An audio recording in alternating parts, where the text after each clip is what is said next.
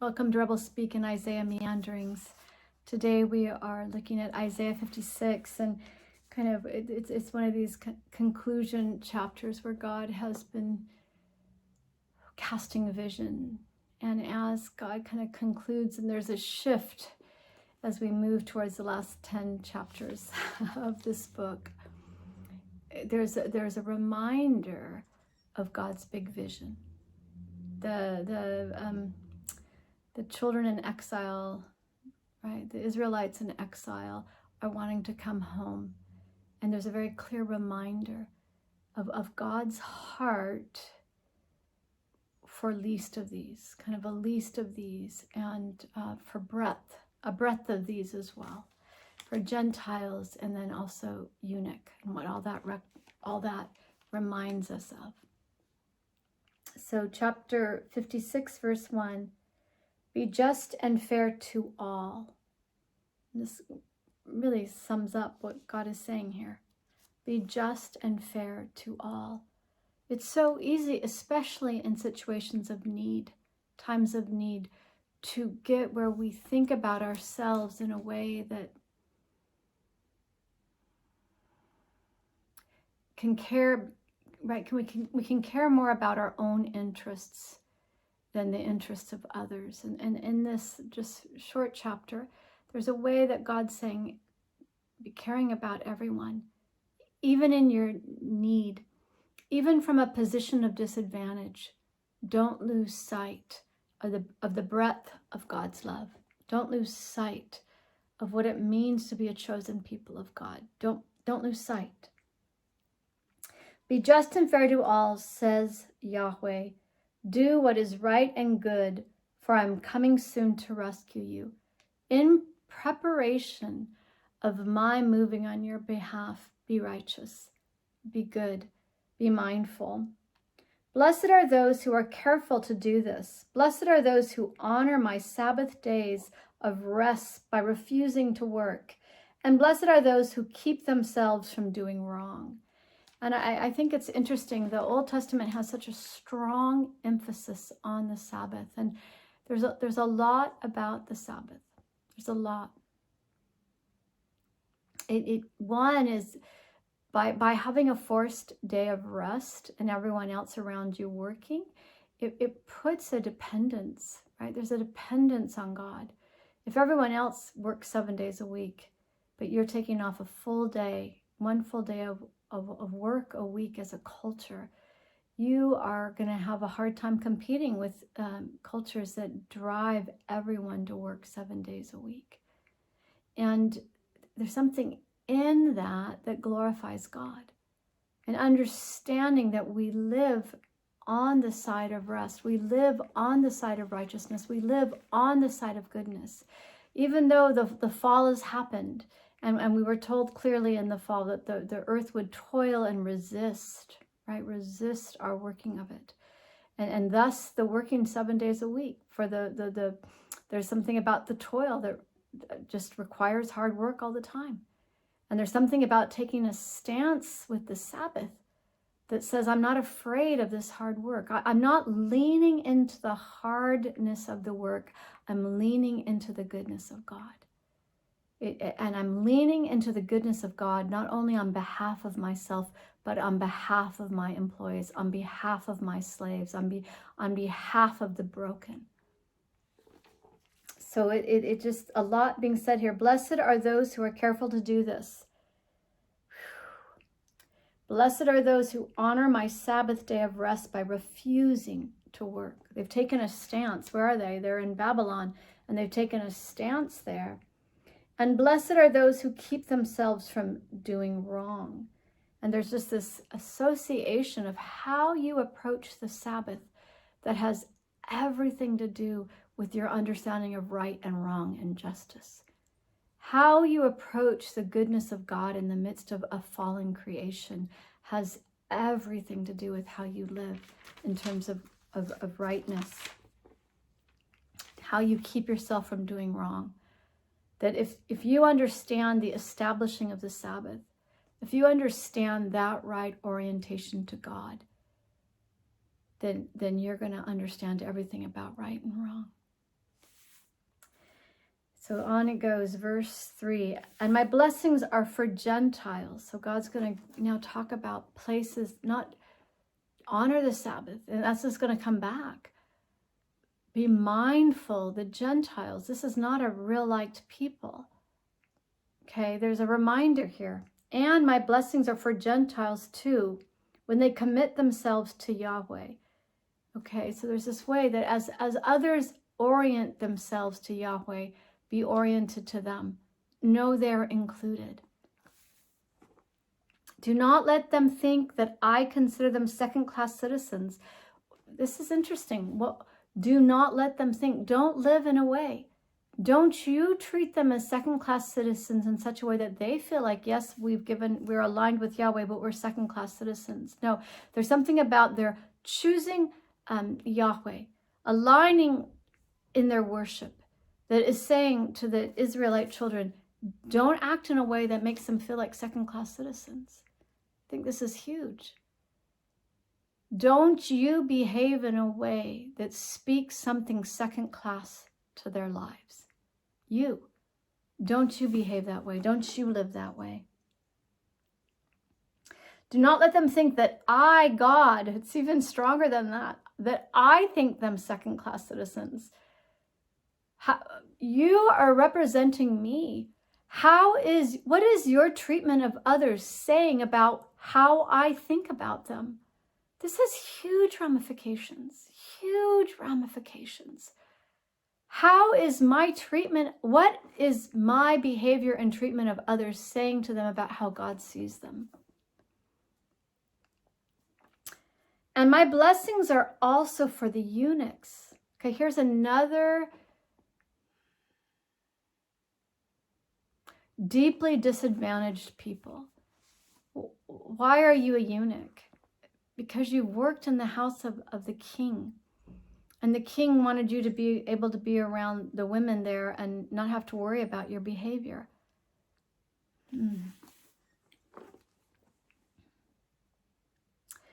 It's heartbreaking. The eunuch, okay, it is heartbreaking. And my blessings are also for the eunuch.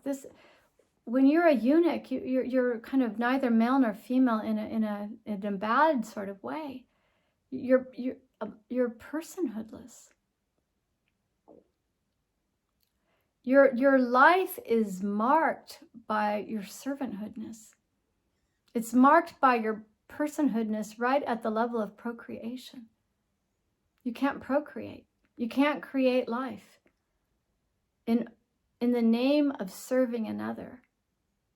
And in a culture that really sees when bad things happen to you, holds you deeply accountable for the bad things that happen in your life. And I do believe in our culture, this happens more than we tend to want to admit. I think we look at people and we can distance. I know I've had several friends that tell me, like in the midst of divorce, so often they've felt such distance, especially at church. Like there's just a distancing. And I think that there's ways that we can be dishonest about the places where we're uncomfortable, that we can distance. And the eunuch would have known this kind of distancing, that there's something that their life's marked unto servitude, that they're not full, complete people. And here God says, and my blessings are for also the eunuch. It's so powerful. They are as much mine as anyone else. I hope you can hear this. I hope you can delight hearing God say this to someone who so looked down on.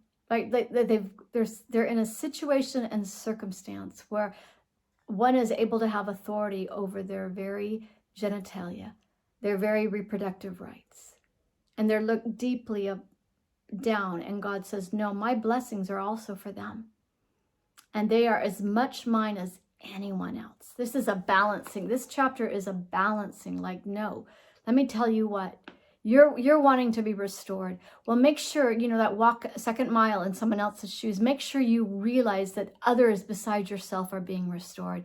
Make sure you realize that the Gentile is being restored, given a place by me. And make sure you realize the eunuch is being restored a place by me, right? Being given a place, and in that being restored by me. Make sure you understand. Make sure your imagination isn't just about you and your immediate need. Make sure you're not like someone who receives and forgets what it's like to not have standing, what it's like to be in a absolutely rejected class of people, how much that hurts, how deeply unfair that is. Make sure you're not like that. Make sure you don't forget that. Make sure you're not living without a heart that's absolutely tender to those that are in a lowly position around you. Make sure there's not one ounce of you that doesn't look at those in lowlier positions than yourself, especially as those who've been, I'm soon to bring you home. Make sure that you've written deep into your heart a remembrance of what it's like to feel lowly. And make sure you've written deeply in your heart that I, God, remember and am about bringing home these other lowly folk as well as yourself. Remember that. They are as much mine as anyone else. That's just something that I think needs to be heard and spoken and meditated upon by all of us. That God boldly walks into a class of people that would be harshly judged and criticized, and says they are as much mine as anyone. Something about their circumstances is irredeemable. Not to God. For I say to the eunuchs who keep my Sabbath holy days, this is this poetry that's coming right round, that when you've aligned yourself with me in such a way that you say, no, God says honor the Sabbath, I honor it. My life is awakened to the way that God thinks. My life, my heart, my mind are awakened to you, God, in a way that says, God, what do you want from me? I'm there. To the eunuch that aligns himself with me, God, by keeping my Sabbath day holy, the one who chooses to do what pleases me and commits their lives to me, when eunuchs do that, I will give them in my house, this is so powerful, in my house, in my temple, within my walls, not just in some vague way. They're going to be brought right into my worship. In my house, within my walls, a memorial and a name far greater than the honor that they would have received by having had sons and daughters. These folk that cannot have sons and cannot have daughters, there's no children there to remember them and to hold them in high esteem.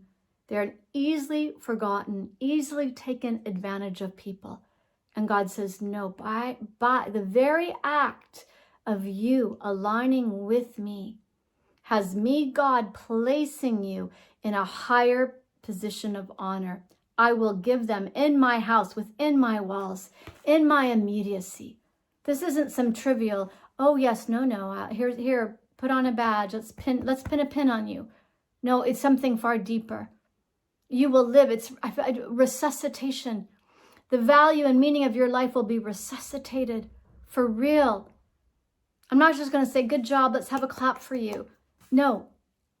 Purpose is going to be spoken back into your life. Meaning and value is going to be established back into your life. A memorial and a name far greater than the honor that you would have received had you had sons and daughters. For the name I give them is an everlasting one. My purposes are everlasting. It will never disappear. That immemorial, the name I will give you will be one that will echo down through the ages. God's memory of righteousness on our behalf just goes on and on. It doesn't expire. God sees us in light of our righteous acts. God sees us in light of our righteous deeds. He doesn't see us in light of our fallenness. He doesn't see us in light of the things that preclude us from respect within the culture.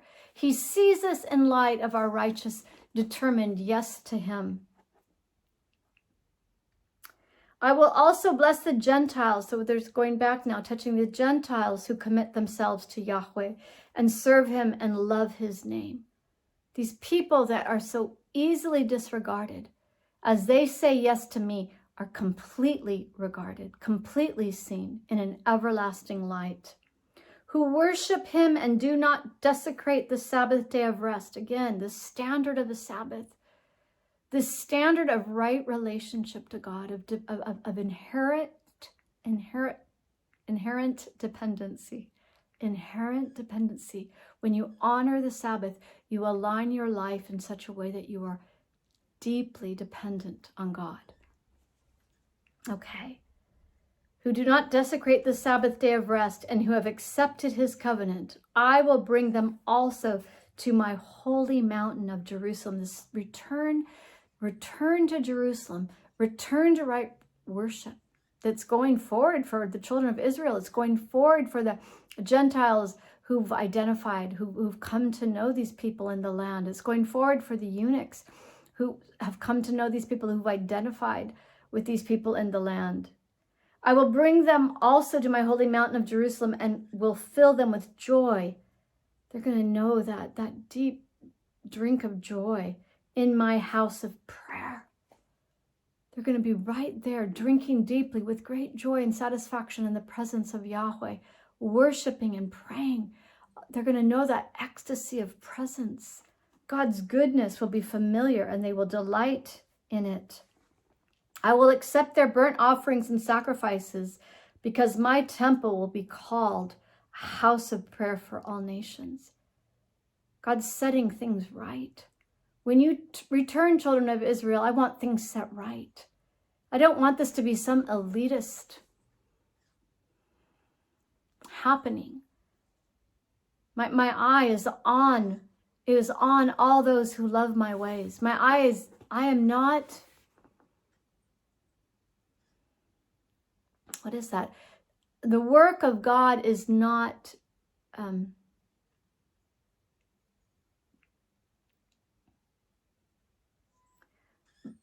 biased, right? It's not inherently biased.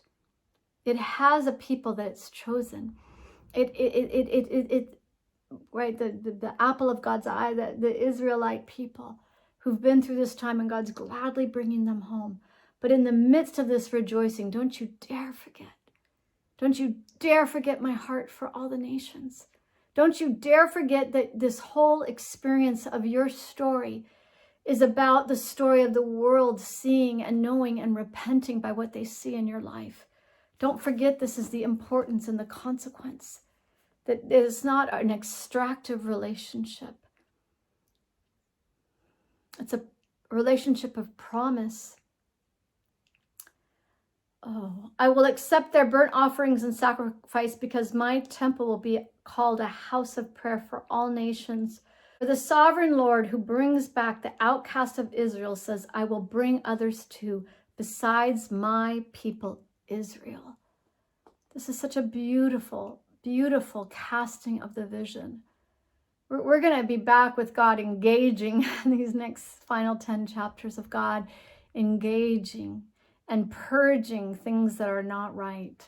We've had this kind of last lovely several chapters of vision casting, of God vision casting, and it's so right that vision casting end on this note of breath, of God's desire for the whole earth. That as God brings outcast Israel home, God's inviting the Gentiles saying yes to him, and the eunuch, a despised and mocked and like outcast beyond outcast. That there's just this great promise of how God identifies with the least of these. How when you say yes to God, God says yes to you regardless of your circumstances. This is important to hear that. Regardless of how and why you're destitute, God's yes to you is so big, and it has eternal, right? It goes on, it's eternal It's an eternal song that God sings over you in restoration. Be blessed.